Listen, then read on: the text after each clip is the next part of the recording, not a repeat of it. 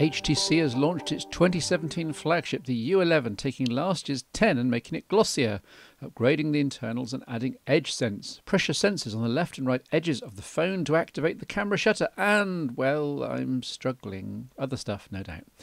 Added since the rather splendid HTC 10 is a Snapdragon 835 chipset and Google Assistant out of the box, plus it's fully waterproof and the camera and speaker get minor upgrades, though something's been lost in the mix, the headphone jack, which is criminal, I reckon. The HTC U11 will be available in silver, blue, black, white and red at £649 in the UK, so about the same level as the LG G6. After a torrid year living down the interesting but horribly flawed G5, LG has seemingly come good with this, the G6. It does seem as though the even numbered in the G range is always the one to go for. True, there's nothing spectacular here, but then that's kind of the point. This is LG doubling down on doing just everything right, rather than striking down a new blind alley yet again. Notable here is a 2-to-1 screen with smaller top and bottom bezels, but elsewhere it's a set of intelligent compromises to try and create a smartphone that's all things to all men. And they've kind of succeeded, at least away from the geek expectations cutting edge. After the G4 with its optionally leather removable back and the horrible G5 with its pop-off bottom section that never quite matched, the G6 is solid, one piece, almost boringly standard, yet with a really tough and solid aluminium chassis with chamfered and mostly flattened sides. I love it. It makes the G6 really easy to grip, unlike some of the slippery, all-rounded devices I've seen of late, Galaxy S8. Thankfully, there's no oleophobic coating on the back, the kiss of death for phone grip on some competitors. This does mean that fingerprints show, especially on the review gloss black model, but there's also ice platinum and mystic white to choose from, and these should show fingerprints a lot less. Also helping a grip is the narrower form factor. The 2-to-1 screen allows for a 5.7-inch display here, yet the width of the phone is only 72mm, meaning that I could wrap my hand right round it with finger and thumb touching. The 5.7-inch figure for screen diagonal is a little misleading, of course, since the aspect ratio is unusual, but I suspect we'll see more and more phones adopt a similar idea. So screen area and square centimetres should be used instead to compare displays. The G6 works out about 85 square centimetres compared to 89 for the also 5.7-inch Nexus 6P. In truth, the difference this makes is negligible. What really matters is the feel in the hand, and the G6 is top-notch in this regard.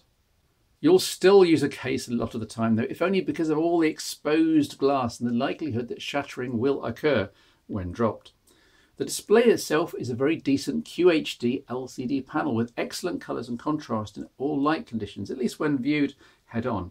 When viewed from an angle, such as someone looking from the side over your shoulder, or you trying to take a photo from an arty viewpoint, then contrast does decrease markedly, but it's fine for everyday use. The use of LCD as a technology means that the G6's display isn't fast enough for Google's Daydream VR, so if that's on your checklist, then look elsewhere. The G6's panel and underlying chipset is Dolby Vision, HDR10 compliant, and demo videos look absolutely stunning with a fantastic range of colours, though LG has missed a trick here by not also including stereo speakers. As it is, we have smartphones like the fabulous ZTE Axon 7 with Dolby Atmos stereo speakers that sound incredible, yet with a standard display in terms of colour gamut. Then this G6 has the Dolby Vision compliant display, but only an average mono speaker down the bottom. Why the heck can't we have both? There's not an amazing amount of Dolby Vision content online at the moment, though Netflix has started to produce true HDR streams for its top-tier subscribers in some regions. Early days. The volume buttons here are positive in action and made of metal too. There are top and bottom microphone holes for stereo audio recording when shooting video, and this does work well for general usage, but it isn't really a gig recording phone. The microphones do distort at really high concert volumes. There's a welcome headphone jack. For every major smartphone that keeps this essential port, I give a cheer. Apple was wrong to ditch the 3.5mm jack in 2016, in my opinion, and I'm very glad that most manufacturers in the Android world aren't copying it slavishly. Down at the bottom is a USB Type-C port, of course. This is now the 2017 standard, and anything above £100 which doesn't have it is missing a huge trick. Type-C is so much more robust, physically, so much more capable in terms of power, and it's reversible. In the G6's case, the phone is quick charge 3.0 compliant and charges amazingly quickly from compatible chargers. Around the back is a fingerprint sensor that's on the small side and does take some finding with your index finger. It's set into a small indentation and can be found, but I don't understand why LG had to make this so small. Every other device I have in for review right now has a larger sensor, making it easier to find. Blind. Still, it works and it doubles as a power button. In traditional G series fashion, it's slightly odd day-to-day, mind you, since it turns on with a light capacitive touch, yet requires a physical press to turn off again. You do get used to this, but most of the time it's easier just to let the phone screen power off on the usual timeout. The fit and finish of the G6 is backed up by full IP68 water and dust proofing, which is good to see. Microphones, headphone jack, SIM and micro SD slot, charging port, speaker, all points of possible water ingress, and all sealed tight with no unsightly or fiddly grommets. Now that's impressive. Above all this is the camera cluster, neatly set flush into the phone's glass back. This does restrict the height, i.e. front to back, of the two cameras. It means that neither can have a large sensor, unfortunately. Both are only 1/3 of an inch optical format, the main one with f/1.8 aperture, OIS and phase detection autofocus, the wide angle camera with only f/2.4 aperture, 120-degree field of view and fixed focus. See the samples here for quality. The G6 cameras are, quote, good enough, but no more. Over-sharpening and overuse of HDR, both in all light conditions, mean that artifacts are everywhere if you look closely. As usual with LG's twin camera phones, the switch from regular lens to wide angle is usually done manually using an on-screen icon, though the camera app will also auto-switch if you try and zoom in too far on the wide angle camera or out too far on the regular one. It's well thought out, and I was surprised by how much I used and enjoyed having a wide angle lens on my phone camera. Of course, I'd also like a 2x zoom lens as on the iPhone 7 Plus, so I'm calling it right now. By mid-2018, we'll have phones with 3 cameras on the back laid out in a line, wide, regular and zoom, and then I'll be happy. In addition to the regular camera operation, there's also a square preset running the exact same application but with some tweaks. The 2:1 display means that square images line up neatly beside the live square viewfinder. The results are 9.7 megapixel square images and 1080p square videos, neither of which really fits neatly into most people's workflows, though Instagram users will probably be very happy. It's a novel use for a novel display. Video capture from this main camera is up to 4K, and with the stereo audio capture already mentioned, there's optional digital stabilization on top of the OIS. The two combined make for very steady footage, even though it's not quite as impressive, I found, as that in the recent Google Pixel. The front selfie camera is unremarkable at 5 megapixels. It is quite wide angle at 120 degrees, so should suffice to get plenty of the scene in when needed. Notable when the LG G6 is powered up but with the screen off is LG's implementation of an always-on glance screen, showing time, date, battery state and percent, and the icons for some recent notifications. It's done very well. In fact, especially well, since LCD screens are not best suited to always-on content, since the whole phone screen has to be lit to some degree in order for any pixels to be seen. The only caveat I'd had here is that in a very dark bedroom, you can easily see the glow from the LCD illuminating strip at the bottom, plus a graduated light haze from the entire display. The G6 is very fast in operation, one of the fastest feeling phones I've ever reviewed in terms of the speed of the user interface, proving that LG's UX 6.0 is relatively light in terms of resources.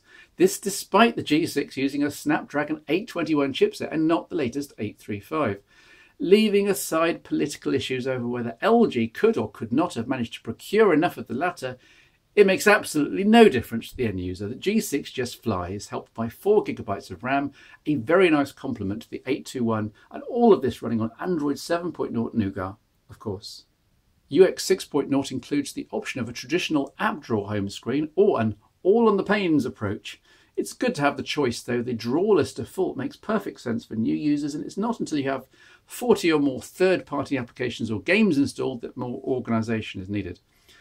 Talking of choice, the virtual controls can also be customised with a total of 6 options and 5 slots, and you can have these in any combination or order you like. There are the usual application overlaps, with LG wanting to use its own gallery, contact, calendar, music player and so on. But these aren't huge issues as a whole, and they all operate on the same data. There's no real bloatware as such, thankfully, with just a couple of recent additions to the LG stable. HD audio recorder looks a capable utility, but is currently inexplicably restricted to mono. Surely this is a bug. And then there's the impressive Smart Doctor, an onboard diagnostics app for end users, clearing out Android temporary files and individually testing all the various sensors in the phone. In terms of using the extra screen real estate here on the G6 with its unusual aspect ratio, my fears were unfounded. The Android world has had several years of different resolutions and subtle ratio changes, virtual controls on one phone and capacitive on the next, with the result that all the apps I tried adapted perfectly to the 2:1 screen, altering their UI natively or existing with an LG virtual control bar here at the bottom. Let's try a different application. Go back to, here's a guitar tuner I like. There we are. Again, the virtual control bar with the application 16.9 window on top. The video material, so YouTube, Netflix, etc., was presented with black bars on either side of the central playback window. Not an issue at all on the black review G6 since the bars melt into the case colour, but I can imagine this being a bit unsightly on the platinum and white versions, so a reason to stick with the black G6, and fingerprints be damned. By the way, this is a demonstration of the speaker volume. Mono speaker at the bottom. It's decent, without being overwhelming, and of course no stereo effect. LG wisely avoids a Bixby moment, and for voice it uses the pure Google Assistant, just as on the Pixel phones. OK Google, what's the temperature in Moscow right now? In Moscow it's currently 14 degrees. There we are. Google Assistant is coming on fast, and it's utterly reassuring that LG has tied itself close to the Android standard here, rather than risking all on a leap into a competitive unknown. The built-in battery is 3300 mAh. LG's move from replaceable batteries is unfortunate, but timely. While having such a feature is a big unique selling point in the smartphone world of today, you could also argue that the competitors, Samsung and so forth, they all use sealed batteries without problem. Well, almost without problem. Year in, year out, and reduced capacity rarely does seem to be an issue. One interesting oddity is that the USA version of the LG G6 also gets a Qi and PMA wireless charging, whereas the world versions, such as this one, don't.